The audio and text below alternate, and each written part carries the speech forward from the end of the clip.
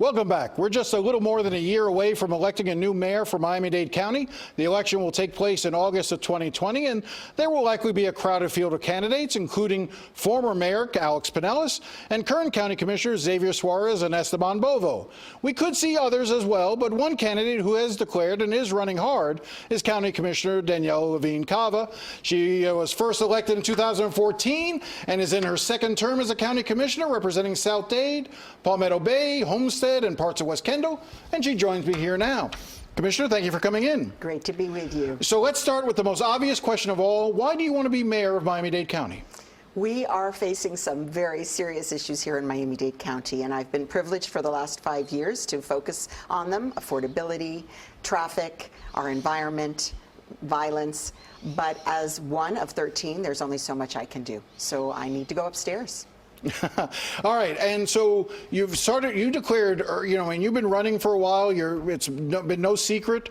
What are you hearing as you're moving around out there? I hear you, see you at a lot of events. Yes. What are you hearing from the public?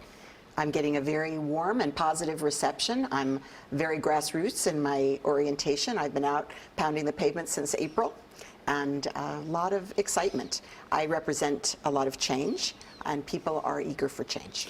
Now, this is a nonpartisan race, but do you see politics in terms of Democrat-Republican politics playing a factor in this election? I am so pleased that we have nonpartisan races for County Hall. I think it really makes a difference because people are looking for good government. They're looking for people they can trust, people who study the issues, who bring common sense, and I have support across the aisles. So let's talk about transportation. That's an issue that people care about, whether it's mass transit in terms of the buses or rail systems, or just dealing with traffic and congestion on the roadways. What do you think needs to be done? Yeah, #1 quality of life issue for most of us, and we need to be decisive. We need to invest in transit.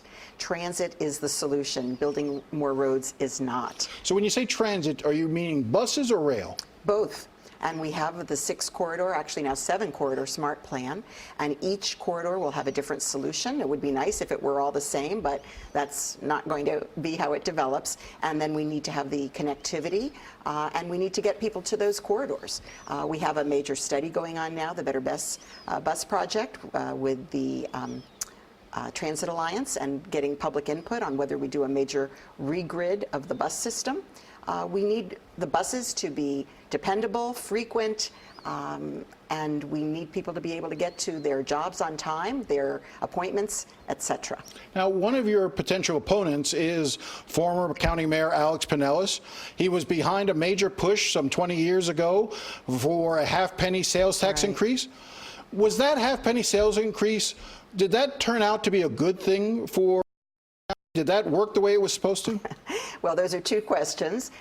It did not work out the way it was supposed to. Is it a good thing? Yes, of course. We need to have dedicated revenue. We can't rely on the fare box, meaning just what people pay to ride transit. So where did it go wrong? Well, it started with over-promising and under-delivering, because really it was a penny worth of program, and we're paying half-penny for it. So it was impossible from the outset to deliver everything that was sold to the public. It seems to me that if Alex Pinellas runs, he's again going to make public transportation and transportation in general a major issue. Do you think he's going to have a credibility issue on that? He was in charge. So you hold him responsible for the failures of the half-penny? I hold him and others who were there at the time who knew that they were overselling in not telling the truth. I think another issue that's important, and you mentioned it before, was affordable housing. This is a major issue that we have here in South Florida in particular. What would you do to build better and more affordable housing? Housing affordability is at a crisis level.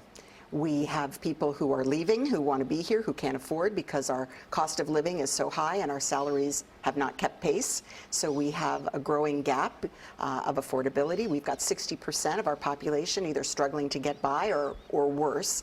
And so employers are suffering. They can't keep the job, the workforce. And people who are here are many times working multiple jobs to get by. So, that's not acceptable, and we have to bring our housing costs down. One critical way is reducing the time to produce housing, because time is money. We have, for example, in our affordable or workforce housing, supposedly we have expedited permitting, but it's not really working that way. We also have ways that we can cut the costs of construction, and we also need to do things like allow grandparents' quarters to be legalized, so to have tiny homes. We need to look at things like container homes, everything possible. Let me see if I can get you in some trouble right now. Do you think that Carl Jimenez has been a good mayor for Miami-Dade County? He will have been in office 10 years by the end of his term. That's not an answer. I think it's incomplete. Certainly he's done some good things, and there are other opportunities that are still to be taken, and he's still got a year and a half on the job.